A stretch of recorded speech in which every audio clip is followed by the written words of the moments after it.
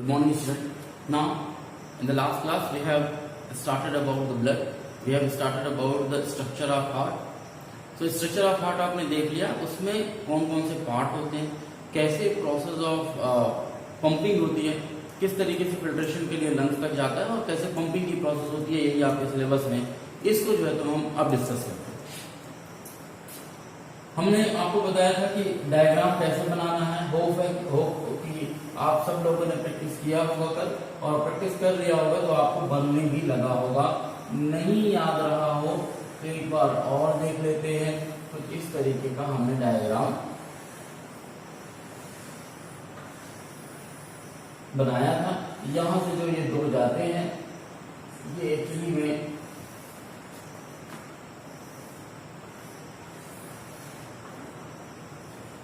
Lungs में जाते हैं। तो इसको मैंने यहाँ पर बना दिया है इस बार, ताकि आपको समझने में आसानी हो। हमने क्या क्या पार्ट बनाए थे, दिन को फिर से रिकॉल करें तो ये कौन सा पार्ट होगा, ये मेरा लेफ्ट पार्ट होगा और ये क्या होगा, राइट होगा। मैंने उसके लिए आपको बताया था कि जो भी डायग्राम आपने बनाया उसको अपने हार्ट के पास रख लीजिए, या इस हार्ट के सामने मैं खुद खड़ा हो जाता हूँ। ये मेरा राइट है, ये मेरा लेफ्ट है। ये राइट है और ये क्या है, लेफ्ट है। ये दोनों ऑरिकल्स कहलाते हैं। ये वेंट्रिकल है।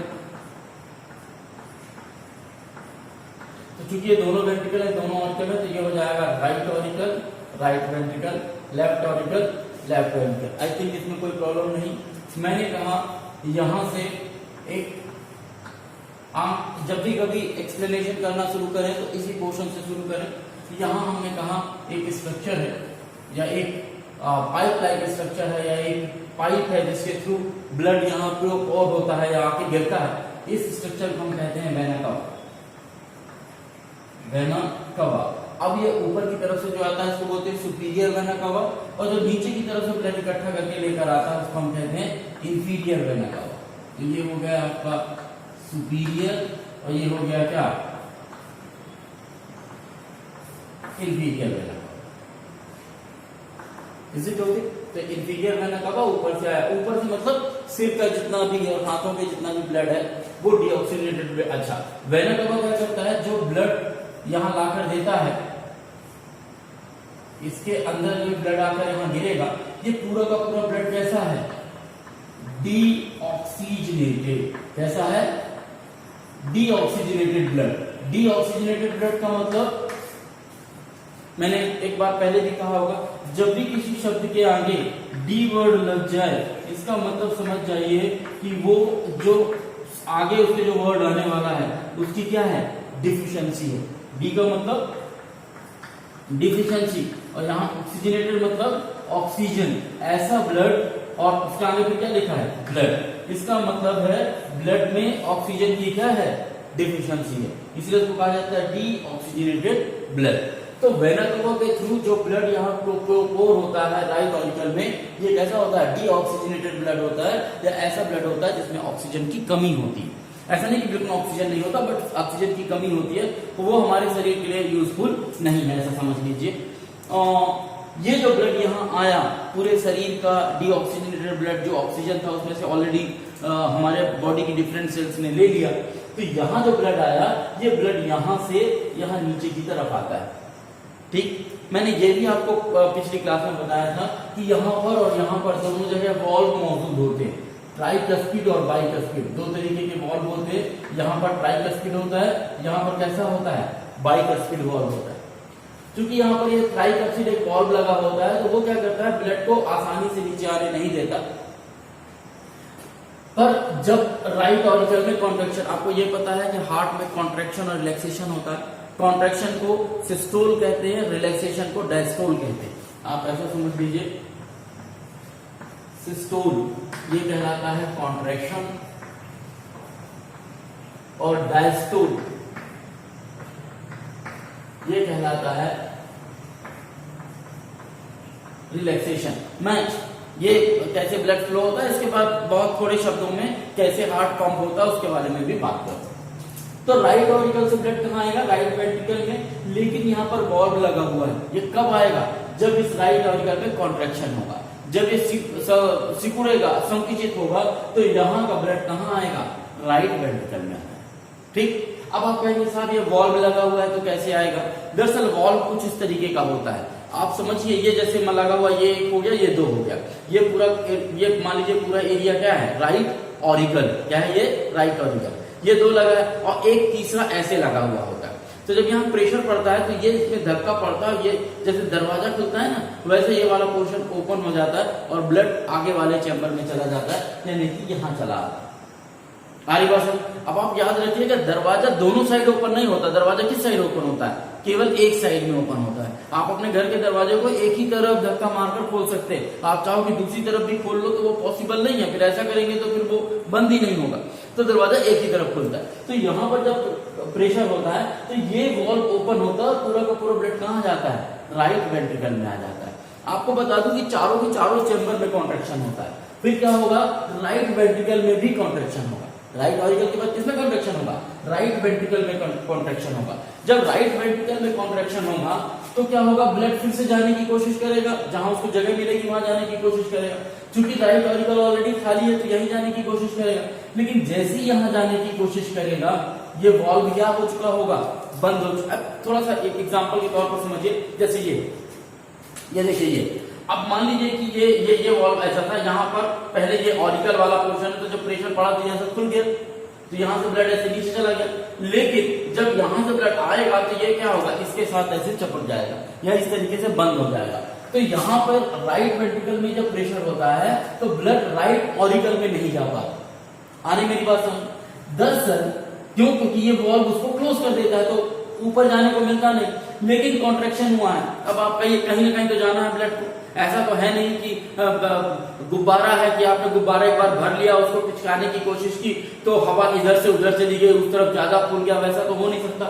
तो ये जो ब्लड होता है, यहाँ पर एक ओपनिंग बनी हुई होती है, इस ओपनिंग के थ्रू ब्लड आगे की तरफ बढ़ता है और कहाँ पहुंच जाता है, लंग्स में पहुंच जाता है। कहाँ पहुंच जाता है, लंग्स में पहुंचता है। कौन सी ओपनिंग, यहाँ से ओपनिंग बनी होती है, और जब ये राइट वेंट्रिकल कॉन्ट्रैक्ट होता है तो ब्लड चूंकि ऑरिकल में जा नहीं सकता, यहाँ पे ये सेप्टा है तो इस तरफ नहीं जा सकता, यहाँ इसको ओपनिंग मिलती है, इस ओपनिंग के थ्रू होता हुआ ब्लड कहाँ चला जाता है, लंग्स में चला जाता है। दरअसल ब्लड ये लंग्स में जिन आर्टरीज के थ्रू जाता है, इन आर्टरीज को हम कहते हैं पल्मोनरी आर्टरी। क्या कहते हैं, पल्मोनरी आर्टरी। याद रखिएगा, इसके बाद हम आर्टरी और वेन्स में डिफरेंस पढ़ेंगे, और हम ये कहते हैं सब दिन आर्टरी और वेन्स के लिए कि आर्टरी वो होती है जो ऑक्सीजनेटेड ब्लड लेकर जाती है। दूसरे शब्दों में ये कहते हैं कि आर्टरी वो होती है जो हार्ट से ब्लड को लेकर बाहर किसी आर्गन को देने जाती है। यहाँ पर हार्ट से ही ब्लड लंग्स के लिए जा रहा है, ये बात तो सही है, इसलिए इसको आर्टरी कह सकते हैं, लेकिन ये अपवाद के तौर पर है। पर इनमें कौन सा ब्लड जा रहा है, कौन सा ब्लड आया है, डीऑक्सीजनेटेड ब्लड आया है, यही ब्लड यहाँ है और यही ब्लड यहाँ जा रहा है। तो लंग्स में ये जो पल्मोनरी आर्टरी ब्लड लेकर जाती हैं, ये ऑक्सीजनेटेड लेकर नहीं जाती, बल्कि कैसा ब्लड लेकर जाती हैं, डीऑक्सीजनेटेड ब्लड लेकर जाती हैं। कई बार सवाल पूछा जाता है कि ऐसी कौन सी आर्टरी है जो डीऑक्सीजनेटेड ब्लड लेकर कैरी करती है, आंसर क्या होगा, पल्मोनरी आर्टरी। पल्मोनरी आर्टरी केवल ऐसी आर्टरी है जो ऑक्सीजनेटेड की जगह डीऑक्सीजनेटेड ब्लड लेकर जाती है। ठीक इसी तरीके से, यही तो अपवाद है, ठीक इसी तरीके से लंग्स में पहुंच गई। आपको मैंने रेस्पिरेशन चैप्टर में बताया था कि लंग्स में इस तरीके से एल्वेलाई मौजूद होते हैं, और इन एल्वेलाई में क्या आती है, हवा आती है, कहां से, नोज से, और इन एल्वेलाई के चारों तरफ क्या मौजूद होती है, ब्लड कैपिलरीज मौजूद होती है, और ये ब्लड कैपिलरीज क्या करती हैं, ये ब्लड कैपिलरीज यहाँ पर मौजूद ऑक्सीजन को ले लेती हैं और जो ब्लड में कार्बन डाइऑक्साइड है उसको छोड़ देती है। ये मैंने आपको बताया था। आ रही मेरी बात समझ में? ये मैंने आपको बात बताई थी कि जो ऑक्सीजन है वो कहाँ जाएगा, ब्लड में आ जाएगा, और ब्लड से जो है तो कार्बन डाइऑक्साइड निकलकर कहाँ चला जाएगा, एल्वेलाई में चला जाएगा। यहां तक कोई डाउट? अब इस पूरी की पूरी प्रोसेस के दौरान ये ट्रांसपोर्टेशन की प्रोसेस होती है, और ये ट्रांसपोर्टेशन आप देखेंगे कहां पर चलेगा? लंग्स के अंदर चलता है। यही तो काम है लंग्स का। लंग्स क्या करते हैं? हम जो सांस लेते हैं वो लंग्स में जाता है, लंग्स में एल्वेलाई मौजूद है, वहां पर ब्लड रिलीज होती है जिसमें एक्सचेंज ऑफ गैसेस पॉसिबल हो पाता है। तो दरअसल यहाँ पर एक्सचेंज ऑफ गैस होता है ब्लड में, चूंकि वो डीऑक्सीजनेटेड होता है तो ऑक्सीजन उसमें आ जाती है और उसमें ब्लड में जो कार्बन डाइऑक्साइड होता है वो लंग्स में चला जाता है और जब हम सांस छोड़ते हैं तो वो लंग्स के थ्रू कार्बन डाइऑक्साइड बाहर चला जाता है। अब यहाँ लंग्स में ऑक्सीजनेटेड तो हो गया ब्लड, मतलब उस ब्लड में ढेर सारा ऑक्सीजन भर गया। अब ये लंग से ब्लड जो है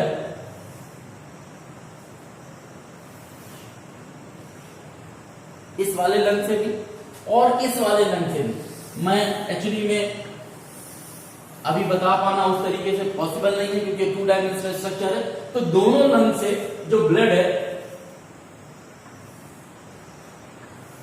वो यहां आके ओपन होगा। आने पास किस में ओपन होगा? Left auricle. कहां आके ओपन होता है? Left auricle. मैं फिर क्लियर कर दूं, डीऑक्सीजनेटेड ब्लड आया राइट ऑरिकल, राइट ऑरिकल से आएगा left right ventricle, right ventricle में कॉन्ट्रैक्शन हुआ, इस पाइप के थ्रू कहां चला गया? लंग्स में। लंग्स में जाकर डीऑक्सीजनेटेड ब्लड ऑक्सीजनेटेड हो गया और ऑक्सीजनेटेड ब्लड कहां आ गया? लेफ्ट ऑरिकल में। कहां आ गया? लेफ्ट ऑरिकल में। अब ये लेफ्ट ऑरिकल भी कॉन्ट्रैक्ट होगा। अब यहां कैसा ब्लड है? यहां पर ऑक्सीजनेटेड। कैसा है? इन दोनों में कैसा है? Oxygenated blood. लेकिन ये जो दोनों पाइप हैं, ये जो ब्लड को हार्ट तक लेकर जा रहे हैं, जब भी कोई पाइप ब्लड को हार्ट में लेकर आएंगे उन पाइप को हम कहते हैं वेन्स। क्या कहते हैं?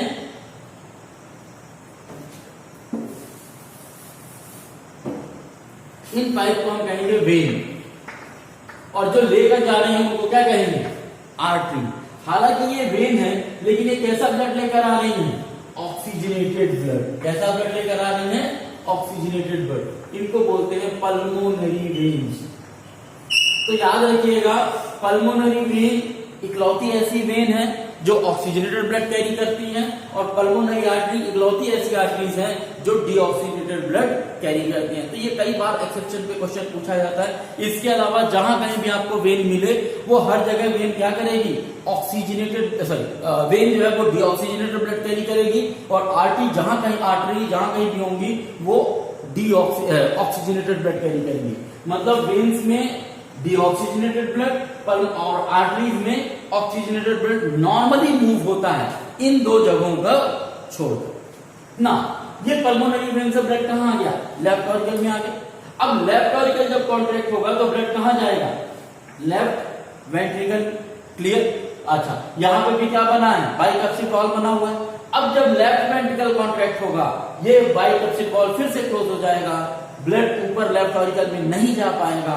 कहां जाएगा? यहां से एक ओपनिंग मौजूद है और इसके थ्रू ब्लड जो है ऊपर बढ़ता हुआ चला जाएगा। मैंने एक स्ट्रक्चर बताया था आपको, नाम बताया था उसका क्या? ऑर्टा। क्या बताया था उसका नाम? ऑर्टा। ये ऑर्टा से होता हुआ ब्लड हमारे पूरे शरीर में डिस्ट्रीब्यूट होगा। ऑर्टा की एक पाइप ऊपर की तरफ चली जाती है जो हार्ट को ब्लड सप्लाई, हेड को ब्लड सप्लाई करती है और एक जो है तो नीचे की तरफ चली जाती है जो पूरे बॉडी में और हाथ और पैरों में जो है क्या नाम से ब्लड सप्लाई करती है। इस तरीके से ब्लड सप्लाई होता है किसमें? ह्यूमन हार्ट में। कहां से कहां चलता है? मैं एक फ्लो चार्ट बना रहा हूं।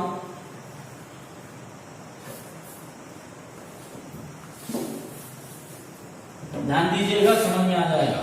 वेना कवा आया ब्लड, वेना कवा से कहां आया? राइट ऑरिकल में। राइट ऑरिकल से कहां गया? राइट वेंट्रिकल में। राइट वेंट्रिकल से कहां गया? लंग्स में। हालांकि लंग्स में किसके थ्रू जाएगा? ये पल्मोनरी आर्टरी के थ्रू।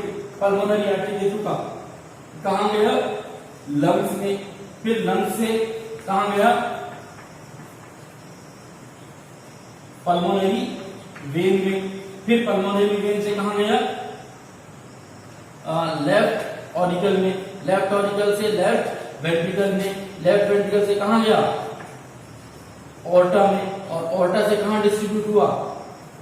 पूरे के पूरे बॉडी में और फिर पूरे बॉडी से कलेक्ट होकर कहां आ गया?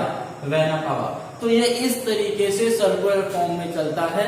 और आप देखें तो वेनर कवा से हार्ट में ये एक बार ब्लड आया, राइट ऑर्बिटल और राइट वेंट्रिकल में, और फिर निकल गया बाहर, हार्ट से बाहर निकला कहां, पल्मोनरी आर्टरी में चला गया, लंग्स में चला गया, पल्मोनरी वेन में चला गया, और फिर इंटर किया कहां, हार्ट में। क्योंकि ये दो पोर्शन है जहां हार्ट में ब्लड है, और ये दो कंडीशन है जहां जैसे ही हार्ट में ब्लड आता है, क्योंकि हार्ट में ब्लड दो बार आता है, एक बार आता है फिर निकलता है, फिर दोबारा आता है और फिर निकलता है। क्योंकि दो बार आता जाता है, इसीलिए हम ह्यूमन बीइंग में जो हार्ट में ब्लड का सर्कुलेशन है इसे कहा जाता है डबल सर्कुलेशन। क्या कहा जाता है, डबल सर्कुलेशन। कुछ और चीज है उनके बारे में बात करते हैं, बहुत कम शब्दों में बात करूंगा क्योंकि ये आपके सिलेबस में है नहीं। हालांकि हमने जितना हार्ट के बारे में पढ़ लिया है उतना यदि आपने पढ़ लिया तो मुझे नहीं लगता 10th बेसिस पे इससे ज्यादा जरूरत है। फिर भी मैंने चूंकि कहा है तो थोड़ा सा एक्सप्लेन कर देता हूं कि हार्ट में काम कैसे होता है। दरअसल जब हम हार्ट की बात करते हैं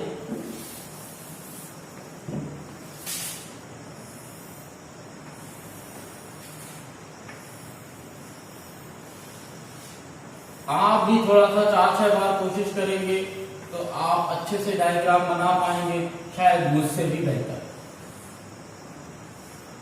ये लंग्स के लिए देखिए, हार्ट में हमने जैसे कहा कि ये राइट ऑरिकल, ये राइट वेंट्रिकल, लेफ्ट ऑरिकल और लेफ्ट वेंट्रिकल, ये है यहां से ब्लड आएगा। दरअसल हमने ये तो समझ लिया कि ब्लड यहां से आएगा, यहां जाएगा, फिर लंग्स में जाएगा, लंग्स से लेफ्ट ऑरिकल में आएगा, लेफ्ट वेंट्रिकल में जाएगा, और लेफ्ट वेंट्रिकल से होता हुआ ऑर्टा से होता पूरे बॉडी में डिस्ट्रीब्यूट होगा। याद रखिए, आर्टरीज जो है वो छोटी छोटी होती जाती है और आर्टरीज में ऑक्सीजनेटेड ब्लड कैरी करता है। लेकिन ये पंपिंग की प्रोसेस कैसी होती है, अभी मैंने आपसे थोड़ी देर पहले कहा कि राइट ऑरिकल कॉन्ट्रैक्ट होगा, फिर राइट वेंट्रिकल कॉन्ट्रैक्ट होगा, फिर बाद में ब्लड यहां आएगा तो लेफ्ट ऑरिकल कॉन्ट्रैक्ट होगा, लेफ्ट। दरअसल ऐसा नहीं होता। हार्ट में दोनों के दोनों ऑरिकल एक साथ कॉन्ट्रैक्ट होते हैं, दोनों के दोनों वेंट्रिकल एक साथ कॉन्ट्रैक्ट होते हैं। कैसे, ये बताता हूं। दरअसल जब यहां ब्लड भर रहा होता है राइट ऑरिकल में, ठीक उसी टाइम पे जो पल्मोनरी वेन्स हैं वो भर रही होती है किसको, लेफ्ट ऑरिकल को। यानी इधर से डीऑक्सीजनेटेड ब्लड इसमें भर रहा है ऑरिकल में, और यहाँ ऑक्सीजनेटेड ब्लड किसमें भर रहा है, लेफ्ट ऑरिकल में। तो दोनों में एक साथ ब्लड भरता है। फिर ये दोनों के दोनों एक साथ कॉन्ट्रैक्ट होते हैं। तो जब दोनों एक साथ कॉन्ट्रैक्ट होंगे तो ब्लड यहां से यहां आएगा राइट वेंट्रिकल में, और यहां से आएगा कहां, लेफ्ट वेंट्रिकल में। आ रही मेरी बात? ये दोनों में एक साथ ब्लड भरेगा, दोनों एक साथ पंप होंगे तो ब्लड कहां जाएगा, लेफ्ट वेंट्रिकल में। फिर क्लियर कर दूं, लेफ्ट वेंट्रिकल में एक साथ कॉन्ट्रैक्शन होगा, जैसे दोनों के दोनों राइट और लेफ्ट ऑरिकल में एक साथ कॉन्ट्रैक्शन हुआ, इसी तरीके से वेंट्रिकल में भी एक साथ कॉन्ट्रैक्शन होता है। तो जब एक साथ कॉन्ट्रैक्शन होगा तो राइट वेंट्रिकल से ब्लड निकल के लंग्स में चला जाएगा, और लेफ्ट वेंट्रिकल से निकल के ब्लड कहां चला जाएगा, पूरे शरीर में डिस्ट्रीब्यूट हो जाएगा। ऐसा नहीं होता कि एक एक करके जो है तो ये चैम्बर जो है तो पंप करते हैं या कॉन्ट्रैक्ट करते हैं। ये दोनों के दोनों एक साथ कॉन्ट्रैक्ट होते हैं और एक साथ रिलैक्स होते हैं। ये दोनों एक साथ कॉन्ट्रैक्ट होते हैं, एक साथ रिलैक्स होते हैं। क्लियर हो रही मेरी बात? एक बात और कभी कभी क्वेश्चन पूछता है, ये जो वेंट्रिकल्स होती हैं इनकी वॉल थोड़ी सी मोटी होती है, थिक होती है। क्यों थिक होती है? और ऑरिकल की वॉल जो है तो नॉर्मली उतनी मोटी नहीं होती, थिक नहीं होती। क्यों? क्योंकि ऑरिकल को आराम से कॉन्ट्रैक्ट करके ब्लड को कहां डाल देना है, केवल अपने नीचे वाले चैम्बर में डाल देना है। लेकिन वेंट्रिकल को कॉन्ट्रैक्ट करना होता है क्योंकि फोर्स के साथ ब्लड को कहां पहुंचाना होता है, लंग्स में, और इसी तरीके से यहाँ फोर्स के साथ ब्लड को कहां पहुंचाना होता है, पूरे बॉडी में डिस्ट्रीब्यूट करना होता है। इसलिए वेंट्रिकल की वॉल थोड़ी सी क्या होती है, मोटी होती है, थिक होती है। तो ये एक था। कैसे होता है कि वो मैकेनिज्म हायर क्लास की बात है, उसमें बात करेंगे कि ऐसे नोड कैसे काम करता है और एबी नोड कैसे काम करता है। इसके अलावा एक छोटा सा पॉइंट है जो जान लो, क्योंकि वो एक इंटरेस्टिंग फैक्ट की तरह है, कई बार क्वेश्चन में पूछा जा सकता है। यहां पर जो दो वॉल्व बने थे, दरअसल आपने कभी स्टेथोस्कोप यूज किया होगा, आपके परिचित में कोई डॉक्टर हो जो आपको कान में लगा देते होंगे कि हाँ स्टेथोस्कोप देख लीजिए, उससे हार्ट बीट हमको सुनाई देती है। कभी यदि आपने गौर से सुना तो dub dub dub dub dub dub इस तरीके का साउंड सुनाई देता है। दरअसल दो साउंड सुनाई देते हैं, LUB love and DUB dub. इस तरीके से का साउंड होता है, love and dub.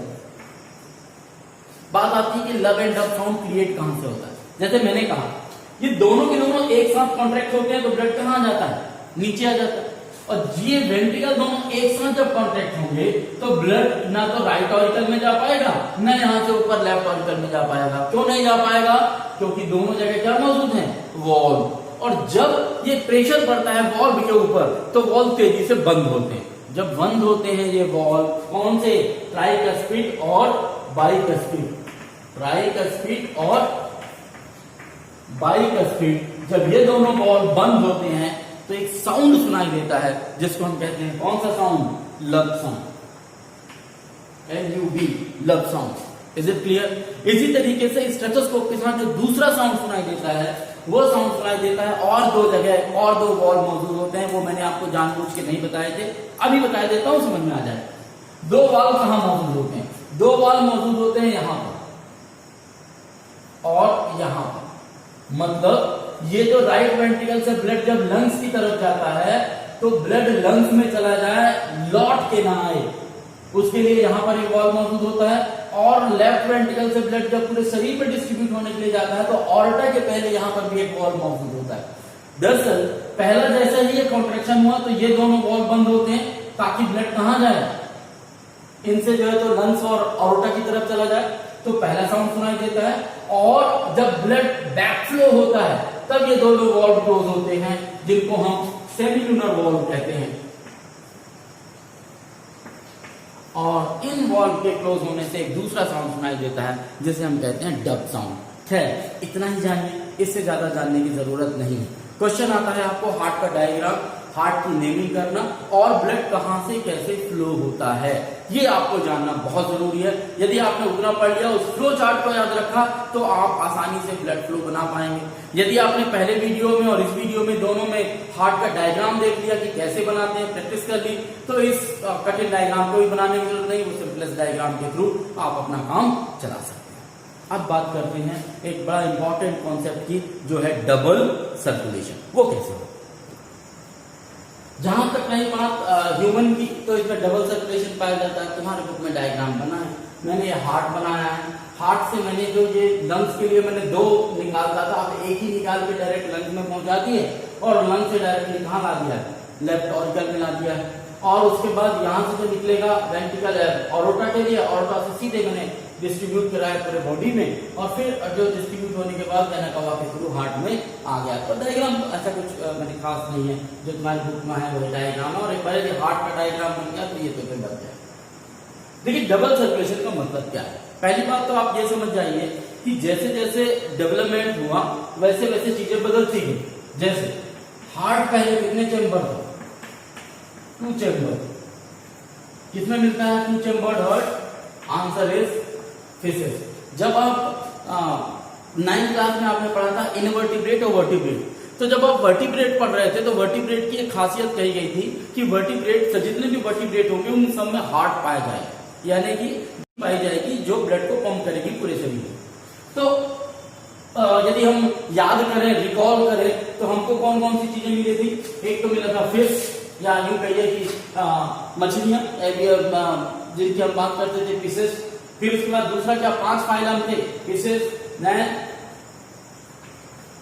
Amphibian, then reptilia, then aves और लास्ट में मैंगनीज। यही 5 फाइलम थे वर्टिब्रेट के। तो फिशेस जो सबसे पहला फाइलम था उसमें केवल 2 चेंबर्ड हार्ट होता है, और 2 चेंबर्ड हार्ट होने के कारण ब्लड केवल एक बार जाता है, दोबारा उसमें एंट्री नहीं लेता। गिल्स के थ्रू ब्लड उसमें जाता, 2 चेंबर्ड हार्ट में जाता है। लेकिन 2 चेंबर्ड हार्ट की प्रॉब्लम यह है कि यहाँ पर ऑक्सीजनेटेड और डीऑक्सीजनेटेड ब्लड आपस में क्या हो जाता है? मिक्स हो जाता है। और यही कारण है कि मछलियों को कंटिन्यूएशन में क्या करना पड़ता है? रेस्पिरेशन करना पड़ता है through the gills.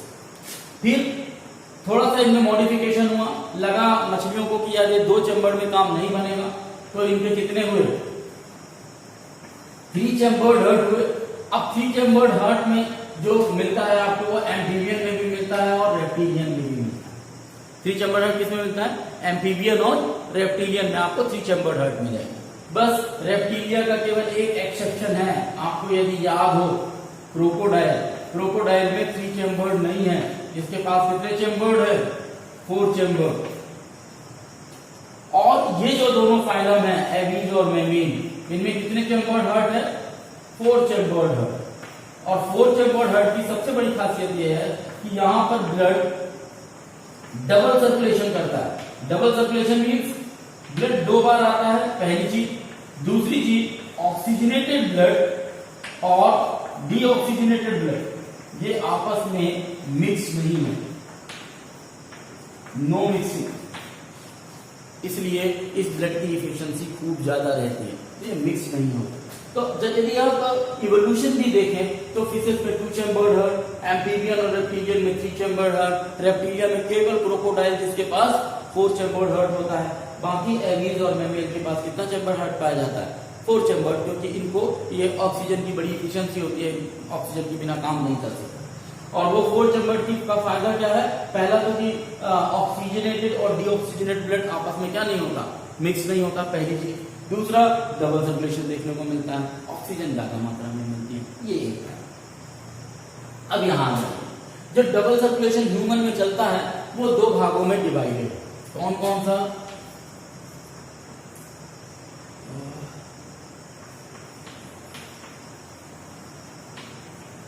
Pulmonary system और दूसरा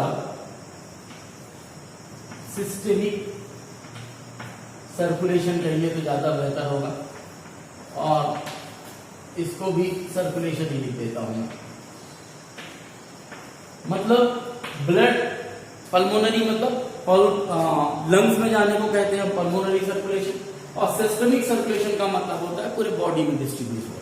तो हार्ट में ब्लड आया, उसके बाद एक बार जाता है कहाँ? लंग्स में ऑक्सीजनेट होने के लिए, और वहां से लौट कर आता है तो हार्ट दोबारा जो ब्लड भेजता है पूरे बॉडी में डिस्ट्रीब्यूट करने के लिए। मैं यहां बता देता हूं आपको, यहां से जो राइट वेंट्रिकल से जब ब्लड निकलता है ये बार, और लंग्स में जाता है ऑक्सीजनेट होने के लिए, और फिर ऑक्सीजनेटेड ब्लड लौट कर आता है कहां? लेफ्ट ऑरिकल में। ये जो पूरा का पूरा सर्कुलेशन अभी मैंने बताया, ये सर्कुलेशन कहलाता है पल्मोनरी सर्कुलेशन। मैंने इसलिए पीसी लिखी है। कौन सा circulation? Pulmonary circulation. Pulmonary circulation मतलब डीऑक्सीजनेटेड ब्लड का ऑक्सीजनेटेड होना, ये कहलाता है पल्मोनरी सर्कुलेशन। और फिर लेफ्ट ऑरिकल से ब्लड यहां आएगा जो ऑक्सीजनेटेड होगा, उसके बाद यहां से होता हुआ, ऑरोटा से होता हुआ, हर एक बॉडी के डिफरेंट, अब मैं एक ही ऑर्गन बना दिया हूं, तो बॉडी के हर एक ऑर्गन में पहुंचना, और फिर ऑर्गन से कलेक्ट होता हुआ वेना कवा के थ्रू फिर यहां पहुंचना, ये जो दूसरा वाला सर्कुलेशन है, ये सर्कुलेशन कहलाता है सिस्टेमिक सर्कुलेशन। सिस्टेमिक सर्कुलेशन ये कहलाता है क्या? Pulmonary circulation. Is it clear? अब पल्मोनरी सर्कुलेशन डीऑक्सीजनेटेड ब्लड का ऑक्सीजनेटेड होना, सिस्टेमिक सर्कुलेशन में जो ऑक्सीजनेटेड ब्लड है वो बॉडी के डिफरेंट पार्ट, इसमें एक ही ऑर्गन बना है, आप 10 बना दीजिए, 50 बना दीजिए, हर एक ऑर्गन को दीजिए, ये देना। ये जो ब्लड आता है किसके थ्रू आता है? आर्टरी के थ्रू आता है। और जो ब्लड लौट कर जाता है डीऑक्सीजनेटेड, वो किसके थ्रू जाता है? वेन्स के थ्रू जाता है। यहाँ पर जो ऑर्गन में जब डिस्ट्रीब्यूशन की बात आती है तो यहाँ पर ना तो आर्टरी काम करती ना वेन काम करती, यहाँ पर एक तीसरे तरीके का एक नेट सिस्टम काम करता है जिसको हम बोलते हैं कैपिलरीज। क्या बोलते हैं? कैपिलरीज। यानी आर्टरी से भी पतली जो फाइबर लाइक स्ट्रक्चर है जो हर एक सेल को ब्लड सप्लाई कर सके, कैपिलरीज बोलते हैं। और फिर कैपिलरी आपस में जुड़कर क्या बनाती है? वेन, जिनसे ब्लड जो है तो लौटकर फिर से हार्ट तक पहुंच जाता है। इसे ही कहते हैं क्या? Double circulation. और डबल सर्कुलेशन होने से जो मिक्सिंग ऑफ ब्लड है ऑक्सीजनेटेड डीऑक्सीजनेटेड का, वो स्टॉप हो जाती है, पहली चीज। दूसरी चीज ये होती है कि जो इफिशियंसी है काम करने की, क्यों? क्योंकि ज्यादा मात्रा में जो ऑक्सीजनेटेड ब्लड है वो बिल्कुल प्योर रहता है, वो होता है। याद रखिएगा, पहले हम जब छोटी क्लासेस में थे तो वर्ड यूज करते थे प्योर और इम्प्योर। अब प्योर इम्प्योर मत यूज कीजिएगा, अब वर्ड यूज कीजिएगा ऑक्सीजनेटेड और डीऑक्सीजनेटेड, यही दोनों वर्ड यूज कीजिएगा। तो होप आपको समझ में आ गया होगा कि डबल सर्कुलेशन किस तरीके से काम करता है। इसके बाद एक छोटा सा टॉपिक बचेगा आर्टरीज और वेन्स में डिफरेंस, तो वो मैं बता देता हूं, इसके साथ ये टॉपिक खत्म करें। Before moving to that arteries और वेन्स, आप ये समझ जाइए कि किसी भी ह्यूमन में जो ब्लड का प्रेशर होता है वो 120/80 mmHg होता है। इसका मतलब होता है कि जो सिस्टोल होगा वो 80 होना चाहिए और 120 क्या होना चाहिए, डायस्टोल होना चाहिए। मतलब जब ब्लड प्रेशर में आए तो 120 तक जाए और जब नॉर्मल की तरफ आए तो 80 आए, और इससे कम ज्यादा होने में हम उसे क्या कहने लगते हैं, हाई ब्लड प्रेशर या लो ब्लड प्रेशर कहते हैं। वो एक कॉन्सेप्ट है। तो कई बार पूछा जाए तो आप समझ जाइएगा ब्लड प्रेशर कितना है नॉर्मल, 120 to 80। क्लियर? तो ये दिमाग में रखने वाली बात है और ये एक तरीके के डिसीज पे कॉन्सेप्ट क्लियर होता है। देखिए ब्लड वेसल की यदि हम बात करें कि ब्लड वेसल कौन कौन सी है, तो दो ही ब्लड है, आर्टरीज और वेन्स, जो ब्लड को मूव कराती है। कैपिलरीज बीच में मौजूद है लेकिन वो एक जंक्शन की तरह काम करती है आर्टरीज और वेन्स के बीच। क्या होती है आर्टरी, क्या होती है वेन, समझ जाइए तो आपको बहुत सारी चीजें क्लियर हो जाएंगी। पहला, जितनी भी आर्टरीज मौजूद होंगी आपके शरीर में, इनका काम होगा कि transport blood from heart to different part.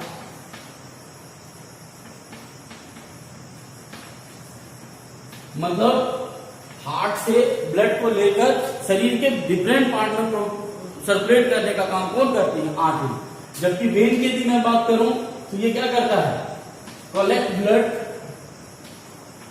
From different part of body to heart. मतलब डिफरेंट पार्ट ऑफ बॉडी से ब्लड को कलेक्ट करता है और कहां छोड़ता है, हार्ट में ले जाकर ड्रॉप कर देता है। ये काम करता है कौन, वेन। आप दोनों जस्ट एक दूसरे के अपोजिट काम करते हैं। Artery carry oxygenated blood, normally artery कैसी करती है, ऑक्सीजनेटेड ब्लड, जबकि वेन डीऑक्सीजनेटेड ब्लड। एक्सेप्शन के तौर पर कौन से हैं, पल्मोनरी आर्टरी और पल्मोनरी वेन, वो दोनों उल्टा काम करते हैं। बाकी सभी जितनी आर्टरीज होंगी वो यही काम करेंगे। तीसरा, artery are thin and elastic. मतलब इनकी जो आप इनकी जो वॉल देखेंगे वो थोड़ी सी पतली होती है, बहुत ज्यादा मोटी नहीं होती। क्यों? क्योंकि इनमें प्रेशर के साथ जाता है और इलास्टिक होती है क्योंकि फोर्स के साथ जाता है। तो ये जो इनकी ठीक होना चाहिए इसको, लिख दिया मैंने, हाँ, थिक एंड इलास्टिक। तो ये इनकी वॉल कैसी होगी, मोटी होगी, ताकि जो प्रेशर के साथ, जब वेंट्रिकल से प्रेशर के साथ जब ब्लड जाएगा और पूरे बॉडी में डिस्ट्रीब्यूट होने के लिए ऑल्टा में, तो वो थोड़ा मोटी रहती है और इलास्टिक होती है ताकि फोर्स में वो मैनेज कर सके। जबकि वेन्स की जो वॉल होती है वो कैसी होती है, थिन एंड लेस इलास्टिक। क्यों? क्योंकि इनको जरूरत उतनी नहीं है। अब जो ब्लड है उतने फोर्स में नहीं है, प्रेशर में नहीं है, इसको लौट कर जाना है। चौथा, आर्टरीज के पास वॉल्व नहीं होते। वॉल्व मतलब वॉल्स आर एब्सेंट आर्टरीज में। जबकि आप जब वेन को देखेंगे तो इनमें वॉल्व क्या होंगे, प्रेजेंट होंगे। लेकिन आर्टरी में इसलिए वॉल्व नहीं होते क्योंकि ऑलरेडी प्रेशर के साथ जाता है, तो ये सब जगह डिस्ट्रीब्यूट हो सकता है। और वेन्स में वॉल्व इसलिए होते हैं क्योंकि इसको रिटर्न बैक करना होता है। तो रिटर्न वर्क कहते हैं वो नीचे की तरफ ना चला जाए ब्लड, इसलिए बार बार वो उसको रोकते रहता है, तो इसलिए वॉल्व मौजूद होते। इनमें ब्लड फ्लो रैपिड होता है, यानी तेजी से होता है। इनमें ब्लड फ्लो क्या होता है, स्लो होता है। क्लियर? अब चूंकि इनकी वॉल मोटी होती है इसलिए इनका जो ल्यूमेन है, इसको बोलते हैं ल्यूमेन, इनका ल्यूमेन नैरो होता है, यानी कि सकरा होता है। जबकि इनकी वॉल थोड़ी सी पतली होती है तो इनका ल्यूमेन क्या होता है, बड़ा, ब्रॉडर। ये एक कंडीशन होगी। प्लस इसके अलावा जो आर्टरीज होती हैं ये आपको ऊपर से नॉर्मली नहीं दिखाई, डीप सीटेड होती है, शरीर के थोड़ी अंदर साइड में मौजूद होती है, जबकि वेन जो है वो सुपरफिशियल होती है, मींस ऊपर की तरफ दिखाई देती है। तो ये एक सिंपल सा डिफरेंस है आर्टरीज और वेन्स के ऊपर। तो आपको समझ जाइए कि हार्ट में कैसे सर्कुलेशन होगा, कैसे कैसे ब्लड जाएगा, फिर डबल सर्कुलेशन और किस तरीके से होगा, तो उसमें पल्मोनरी सिस्टम और सिस्टमिक सर्कुलेशन है, और साथ ही साथ आर्टरीज और वेन में डिफरेंस है। यही चीजें बोर्ड एग्जाम में पूछी जाती हैं अक्सर कि आर्टरी और वेन में डिफरेंस बताइए, या एक क्वेश्चन पूछा जाता है कि कौन सी ऐसी आर्टरी है जो डीऑक्सीजनेटेड ब्लड कैरी करती है, या अपवाद के तौर पर कौन सी आर्टरी या वेन्स को हम काउंट करते हैं, तो पल्मोनरी आर्टरी और पल्मोनरी वेन्स हैं। ये हमको जानना जरूरी था। आई थिंक इतनी बात समझ में आ गई होगी, और इसी के साथ आई थिंक ये यहाँ पे कॉन्सेप्ट खत्म होगा। ब्लड का थोड़ा सा प्लेटलेट वाला पोर्शन है वो, और साथ ही साथ जो प्लांट में किस तरीके से ट्रांसपोर्टेशन होता है वो हम बात करेंगे नेक्स्ट क्लास में। तब तक आप इन्हें ध्यान दीजिए, इसको ध्यान से पढ़ लीजिए, नोट्स बना लीजिए, लिखना शुरू कीजिए, क्योंकि जिस दिन ये चैप्टर खत्म होगा हम फिर इस पे एक टेस्ट करने वाले हैं। तब तक के लिए हैव ए नाइस डे।